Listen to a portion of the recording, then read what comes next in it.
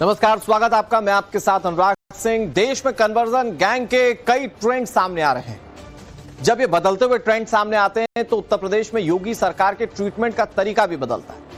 अब योगी आदित्यनाथ गाजी गैंग को भूतो ना भविष्यति वाला उपचार दे रहे हैं। फतेहपुर के शोएब ने योगी को चैलेंज किया तो योगी की पुलिस ने भी शोएब का सिस्टम हिला दिया। अल्ताफ और निहाल ने भी योगी को चैलेंज किया था, उनका हाल भी वही हुआ।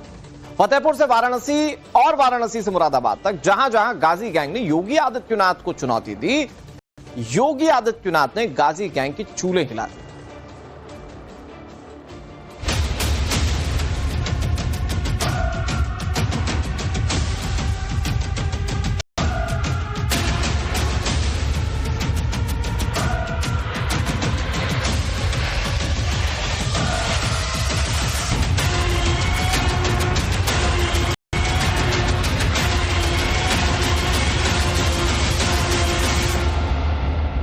फतेहपुर का शोएब हो, वाराणसी का निहाल हो या फिर मुरादाबाद का अल्ताफ, हिंदुस्तान में गजवाए हिंद के ये वो स्लीपर सेल हैं जो अपने अपने मंसूबों को पूरा करने में लगे हुए हैं। लेकिन इनकी कोशिशों को योगी कामयाब होने दे तब ना। जहां पता चलता है कि गाजी गैंग के ये गुर्गे अपनी गर्दन बाहर निकालते हैं, योगी की पुलिस उन्हें अंजाम तक पहुंचा देती है। फतेहपुर के शोएब को मुठभेड़ के दौरान गिरफ्तार किया गया। तस्वीरें आपके सामने हैं। गोली पैर में लगी है। शोएब अब भविष्य में यूं ही किसी का सहारा लेकर चलेगा, लेकिन इसने जो किया उसकी ही सजा है। ये क्या किया है वो बताएंगे। पहले योगी की पुलिस ने जो ट्रीटमेंट दिया वो सुन लीजिए। संदिग्ध व्यक्ति एवं संदिग्ध वाहनों की चेकिंग की जा रही थी। चेकिंग के दौरान जब पुलिस टीम द्वारा एक संदिग्ध व्यक्ति को रोकने का प्रयास किया गया तो वह व्यक्ति तेजी से याकूब नहर पुलिया की ओर भागा। पुलिस ने भी उसका पीछा किया। जब उस व्यक्ति ने देखा कि वह पुलिस द्वारा घिरने लगा है तो उसने निशाना साधकर पुलिस पर फायरिंग कर दी। आत्मरक्षार्थ पुलिस टीम द्वारा भी उस व्यक्ति पर फायर किया गया। उक्त घटना के दौरान व्यक्ति के बाएं पैर पर गोली लग गई है। वो तो गनीमत रही कि पुलिस का निशाना शोएब के पैर पर ही लगा, वरना शोएब का चैप्टर ही क्लोज हो जाता। ये लड़की देखिए, गरीब परिवार के उस हिंदू बेटी पर शोएब की नजर थी। इस नाबालिग लड़की को पहले शोएब ने अगवा किया, फिर इसके साथ जोर जबरदस्ती कर गलत संबंध बनाया, यानी दुष्कर्म किया। फिर धर्म परिवर्तन के लिए इस लड़की पर दबाव बनाया। शोएब खान आकर मुझे वहाँ छेड़ कर रास्ता पे वहाँ जबरदस्ती कर रहा था। मुझसे शादी के लिए जबरदस्ती वहाँ बोल रहा था, तो मैंने उससे शादी के लिए इनकार कर दिया। तो फिर जो बब्बन का बगीचा है वहाँ पर जाकर मुझसे जबरदस्ती किया। वहाँ मुझे अपना हिंदू लोग से धर्म निभाने को बोल रहा था कि तू मुस्लिम बन जा। तो मैंने बोली कि नहीं, मैं मुस्लिम नहीं बन सकती। तो वहीं से जोर जबरदस्ती कर मुझको गाली वाली देकर फिर उसके घर, मैंने अपने घर आई, मेरे माँ बाप से अपनी बोली तो उसके घर जाकर मेरे माँ बाप बोले थे, तो उसके घर के फिर आए थे मेरे घर। वहाँ गाली वाली दे रहे थे, उसके जो पिता लोग थे वो गाली वाली दे रहे थे। बोल रहे थे कि ये बात अगर तू थाने तक पहुँचाएगी तो तेरे माँ बाप धर्म परिवर्तन की बात कह रहे थे क्या? हाँ, धर्म परिवर्तन की बात कर रहे थे कि तुझे मुस्लिम बनाने के लिए बोल रहे थे। तो मैंने बोली कि नहीं, मैंने मुस्लिम नहीं बन सकती। फिर क्या किया? गलत काम किया। हाँ, गलत काम किया।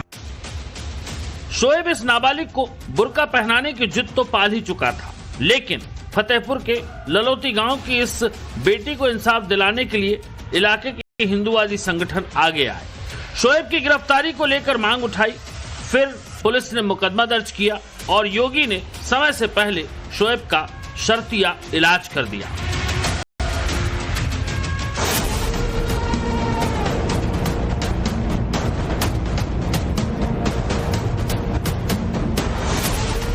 अभी 5 दिन पहले बाबा विश्वनाथ की नगरी काशी में 13 साल की हिंदू नाबालिग बेटी के साथ भी गाजी गैंग ने यही किया था।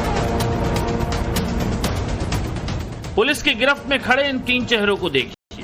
वाराणसी के पुलिस थाने में उठक बैठक करते ये वही कट्टरपंथी गिरोह के सदस्य हैं। मेरा नाम मोहम्मद हसीन, पिता का नाम मोहम्मद यासीन है। जलालपुरा का रहने वाला हूँ। मैंने मुरसलीम के कहने पर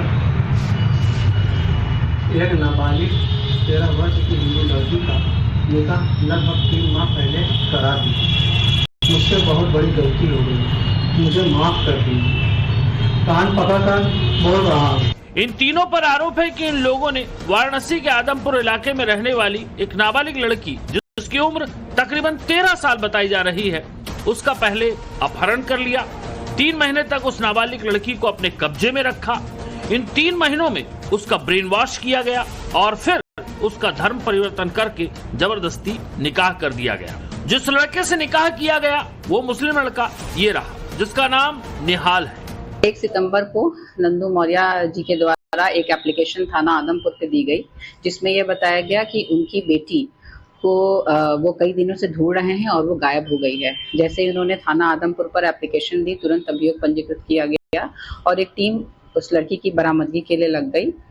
कल शाम को ही उस लड़की को बरामद किया गया है और ये पता चला कि वो लड़की एक निहाल नाम के लड़के के साथ थी और निहाल के परिवार वालों ने उन दोनों का निकाह करा दिया और जबरदस्ती धर्म परिवर्तन कराने का प्रयास किया गया है। जिस नाबालिग को इस गाजी गैंग ने अपने निशाने पर लिया था, वो नाबालिग लड़की भी बेहद गरीब परिवार से ताल्लुक रखती है। लड़की के पिता काशी की गलियों में रिक्शा चलाते हैं। हैरानी इस बात की है कि जब पिता को अपनी बेटी के बारे में जानकारी मिली और उसने अपनी बेटी को छुड़ाने की कोशिश की, तो सैकड़ों की तादाद में कट्टरपंथियों ने उस पिता को घेर लिया और पिता को धमकी देते हुए नाबालिग को लौटाने से इनकार कर दिया। इसके बाद काशी के हिंदुवादी संगठनों का साथ मिला और तब जाकर पुलिस हरकत में आई और नाबालिग लड़की को गाजियों की गैंग से आजाद कराया गया। इसमें मौलवी की भी बहुत अहम भूमिका है, क्योंकि निकाह उन्हीं के द्वारा कराया गया है। इसमें निहाल के माता पिता, उसका भाई और जो मौलवी है, उन सभी के ऊपर कार्रवाई की जाएगी। पुलिस की कार्रवाई के बाद नाबालिग को अगवा करने और उसका निकाह करने वालों को गिरफ्तार कर लिया गया। यूपी में गाजी गैंग की फहरिस्त लंबी हो चुकी है। शोएब, निहाल, अल्ताफ जैसे जाने कितने हैं जो हिंदू बेटियों के पीछे पड़े हैं। बरेली में हिंदू महिला से मारपीट और धर्म छिपाकर प्रेम के मामले में एक आरोपी रियान उर्फ बिट्टू को गिरफ्तार किया गया। इस पर आरोप है कि इसने अपना धर्म छुपाकर पहले तो दोस्ती की। जब महिला को इसकी असलियत का पता चला, तब उसने इस रियान से दूरी बनाई, लेकिन इसने महिला पर हमला कर दिया। एक महिला द्वारा यह तहरीर उपलब्ध कराई गई थी कि उसके जान पहचान का एक युवक उसका पीछा करता है तथा जान से मारने की नियत से उसके साथ मारपीट की है। आज थाना कोतवाली की पुलिस टीम द्वारा मुख्य अभियुक्त रियान उर्फ बिट्टू को गिरफ्तार कर लिया गया है तथा उसकी निशानदेही पर आला जुर्म लोहे की रॉड बरामद कर ली गई है। इधर आजमगढ़ में धर्मांतरण गैंग का पर्दाफाश हुआ है। ग्रामीणों ने एक संदिग्ध को पकड़ा और जबरदस्त जुलूस निकाला।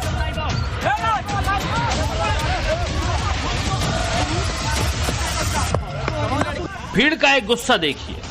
युवक का नाम सईद है। इस पर धर्मांतरण कराने के लिए प्रेरित करने का आरोप लगा है।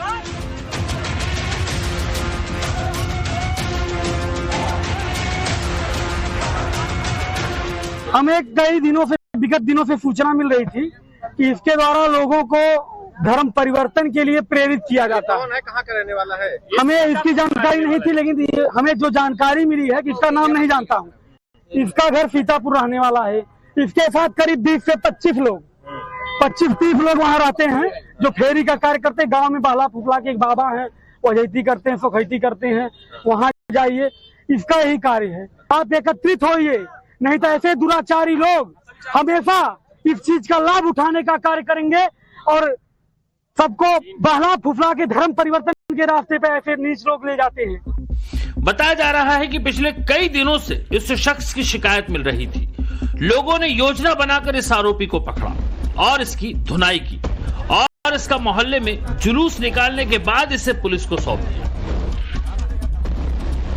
सोशल मीडिया के माध्यम से वीडियो संज्ञान में आया, जिसमें धर्मांतरण का प्रकरण प्रतीत हो रहा है।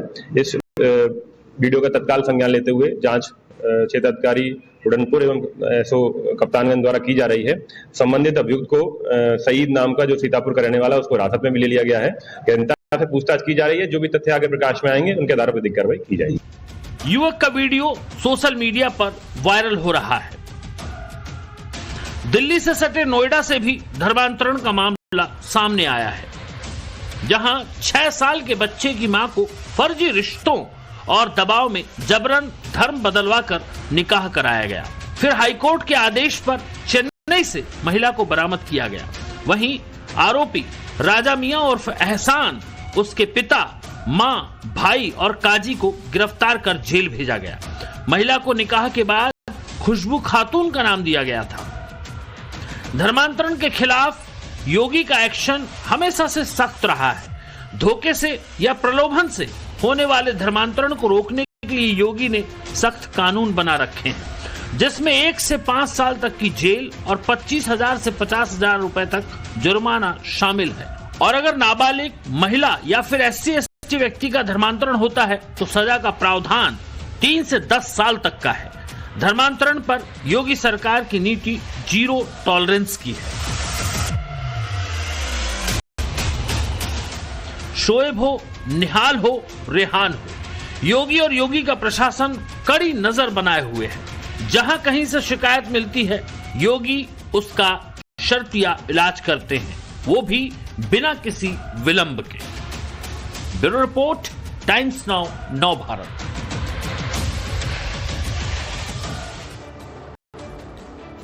और इस वक्त एक बड़ी खबर आपको बता दें, उज्जैन में महाकाल मंदिर के पास